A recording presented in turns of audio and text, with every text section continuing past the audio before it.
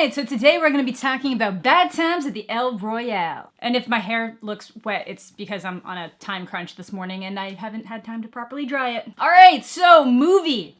This was a really fun movie. I kind of wish I had double featured these because it was just a better movie-going experience than First Man, in my opinion. Obviously, they are very, very different style movies. People that would be into First Man might not necessarily be the type of people that would be into Bad Times at the El Royale, depending on what demographic you're going for. But if you haven't seen any trailers for it, I would almost recommend not. Just kind of go in blind. I had managed to ignore most of what I'd seen in the trailer because I watched it when I was streaming with other people. So a lot of the finer details that I would have noticed weren't there. So I kind of felt like I had a pretty basic, the only thing I knew was that the El Royale is like a motel hotel type thing that literally is half in California, half in Nevada. It's literally made on the state divider line, and that's the main premise. And I knew a handful of the actors that were going to be in it, and I knew that one of the actors was supposed to be Tom Holland, but was replaced by this guy, who is this guy's son. Now, I'm seeing a lot of mixed reviews about this. There's some people putting it right up at like a 95, 90%, other people sticking it more around like a 7 to a 7.5%, and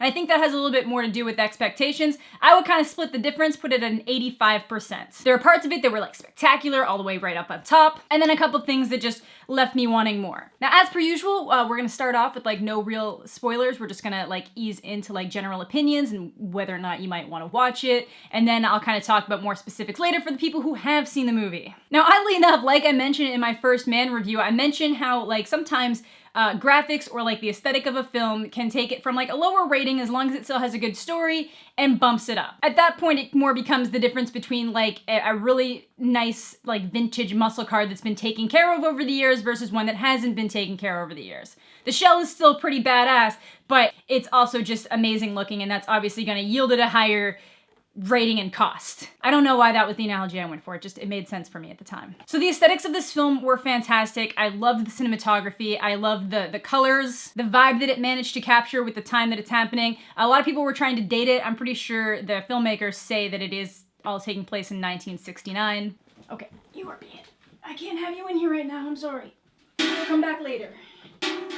You'll come back later. And I think that aesthetics can go a really long way in making just a movie feel better. And that's definitely what happened here. Now, the general idea of the story is it is one of these kind of like chapter-based ones where you have all these different characters introduced on screen, and then as the movie progresses, you get little glimpses and insights into their life as the story continues winding on. It's got a very kind of like a Tarantino, Coen Brothers vibe to it. I know a lot of people are like, oh, you know, I've seen worse Tarantino knockoffs and I've seen better Tarantino knockoffs, but I just think it was like a cool stylistic approach. It doesn't ever fully get into that Tarantino zone, so it did still have its own unique feel to it, but still a really good outing for this being, I'm pretty sure this is his first like solo outing. I think in a lot of Goddard's other films, he had other people kind of directing him, giving him guidance, and this was kind of the first one where he just kind of had his own free reign of things, and sometimes that can work to the advantage of somebody, and sometimes that can be a little bit of a detriment, because it does help to have someone saying no to you. Whereas this film, a lot of it does hit that like perfect sweet spot, but then you're just kind of left with a couple things where it's like, this was trailing. I might have wanted a little bit more of a satisfying conclusion.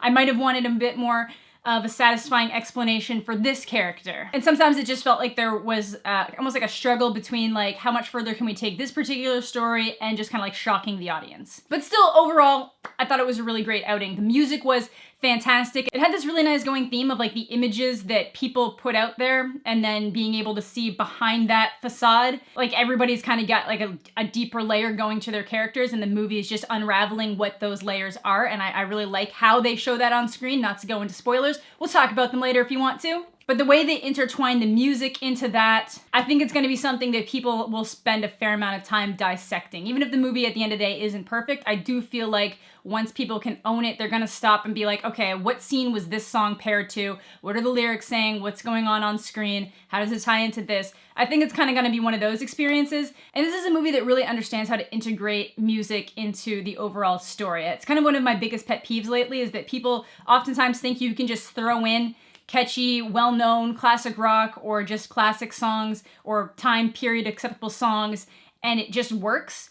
And it doesn't. Like there's movies that do it incredibly well from like an editing standpoint, like your Baby Drivers and Scott Pilgrims. There's movies that just do it really well from like a fun standpoint, like Guardians of the Galaxy. And then there's movies who do it terribly, like Suicide Squad and Venom. Venom didn't do it too much. It's just anytime there was a song on screen, it was just really awkwardly done. But yeah, that's my overall opinion there. I thought it was a really fun movie. It might have dragged on in certain parts, but it still just felt like a more like solid run where I was actually invested and interested in what was going on compared to First Man. So if you're kind of debating which of those two you want to see this weekend, if those are what you're debating, I would definitely be leaning towards Bad Time at the El Royale, just because it's going to be a more of a unique movie-going experience. I guess maybe unless you have an IMAX theater and really want to catch First Man in that. But I would personally, from a story standpoint and just an enjoyable movie standpoint, would lean towards Bad Times at the El Royale. Now let's get into some of the spoilers. We're going to talk like a little bit more about the stuff I really loved and the stuff that maybe I wasn't quite as huge on. So like I was mentioning about like the facade that people are putting out there and then the ability to see behind it, they literally provide you and some of the characters with that ability by having the two-way mirrors in that hallway where you can actually just see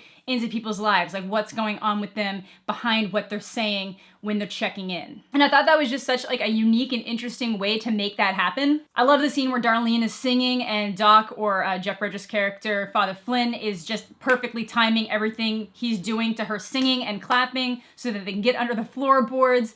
The opening scene, just that one long shot, that one long take was just really enjoyable, especially with the music flowing behind it. I really like Jon Hamm's character while he was around. I really like the ongoing theme of kind of like religions and people of power giving these speeches, and then how it all gets kind of pulled together when Darlene has the whole thing of like, you know, I spent my entire life listening to men say things that don't really mean anything. I thought all of that was really great and came together in a nice way. There's a lot of good comedy moments, tons of other great payoffs. Like I really think they did a good job with just so much of this movie. But there were some issues. I think for some of the shock factor, I think Jon Hamm's character was out of the picture way too early.